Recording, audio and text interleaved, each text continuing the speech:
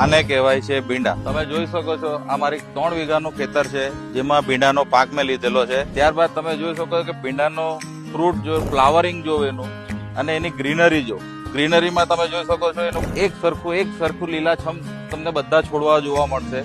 ત્યાર પછી એનું તમે ફ્લાવરિંગ બી જોઈ શકો છો અને એની પર છોડ પર લાગેલા ભીંડાને બી તમે જોઈ શકો છો. ધ્યાનથી તમે જુઓ તો એક જ છોડ પર તમને કેટલા ભીંડા જોવા મળશે. એની પીલવણી બી જોઈ શકો છો તમે. અને ભીંડાનો જે કલર જે છે એ એકદમ ગ્રીનરી કલર છે, ગ્રીન કલર છે એકદમ. અને છેલ્લા 30 દિવસથી હું કન્ટિન્યુ ભીંડા તોડું છું. તેમાં મને દરરોજના 10 થી 11 મણનો ભીંડાનો ઉતારો મને મળે છે. અને અત્યાર સુધી મેં લગભગ 350 મણ જેટલા ભીંડાનો ઉતારો કરી લીધો છે.